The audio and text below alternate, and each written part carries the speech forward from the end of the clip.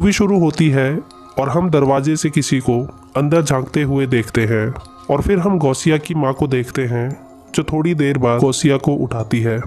उठने के बाद गौसिया अपनी गौशाला में जाती है और वहाँ गायों का दूध निकालने लगती है। तभी हम वहाँ एक अनजान आदमी को देखते हैं जो गौसिया का पीछा कर रहा होता है।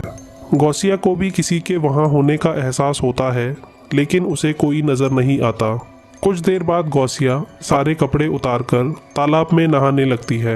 वो तालाब में एंजॉय कर रही होती है और तभी उसे एहसास होता है कि जैसे उसे कोई देख रहा है और फिर वो तालाब से बाहर आ जाती है। अगले दिन फिर से गौसिया खेतों में होती है और वो दूर किसी आदमी को जाते हुए देखती है। थोड़ी देर बाद वो आदमी गौसिया से बात करने लगता है। कुछ देर बाद वो आदमी गौसिया को पानी पिलाता है और कहता है कि क्या तुम यहीं रहती हो, क्योंकि ये जगह किसी पैराडाइज से कम नहीं है। तो गौसिया कहती है कि हाँ, मैं यहीं पास में रहती हूँ। अगले दिन गौसिया फिर से वहाँ आती है और उस आदमी को ढूंढने लगती है और तभी वो आदमी भी वहाँ आ जाता है।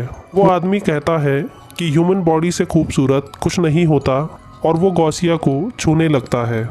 वो गौसिया को उसकी नेकेड पेंटिंग दिखाता है और फिर उससे कहता है कि तुम अपनी ड्रेस उतार दो। गौसिया अपने सारे कपड़े उतार लेती है। फिर वो दोनों रोमांस करने लगते हैं और गौसिया कहती है कि मैं इस दिन का इंतज़ार बहुत टाइम से कर रही थी। फिर से अगले दिन गौसिया उस आदमी के साथ खेतों में रोमांस कर रही होती है। इतने में वहाँ कुछ बच्चे आ जाते हैं और उन दोनों को एक साथ देख लेते हैं। फिर कुछ दिनों बाद गौसिया एक बुक पढ़ रही होती है और उसकी माँ उसे देख लेती है।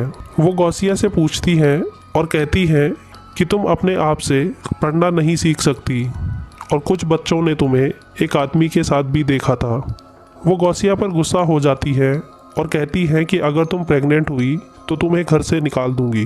फिर हम गौसिया को चर्च में देखते हैं और वो फादर को सब कुछ बता रही होती है। फिर फादर गौसिया की मॉम को बताते हैं कि ये सारे थॉट्स एक बच्ची के नहीं हो सकते, ज़रूर डेविल उसे पोजेस कर रहा है। वो कहता है कि फिर भी तुम्हें गौसिया को एक बार डॉक्टर के पास ले जाना चाहिए जो उसे एग्जामिन कर लेगा।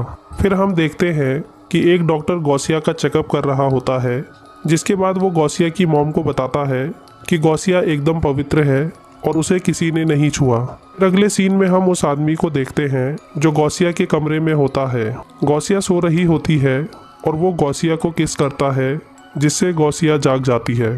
गौसिया कहती है कि मैं जानती थी कि तुम ज़रूर आओगे और तुम सिर्फ मेरे हो, और कहती है कि तुम मेरे साथ ही रहना। जिसके बाद वो आदमी गायब हो जाता है और गौसिया फिर से अपने ख्वाबों में चली जाती है। और फिर हमें ये भी पता चलता है कि जो कुछ भी गौसिया के साथ हुआ वो सिर्फ और सिर्फ उसकी इमेजिनेशन थी। और फिर यहीं हमारी मूवी ख़त्म हो जाती है।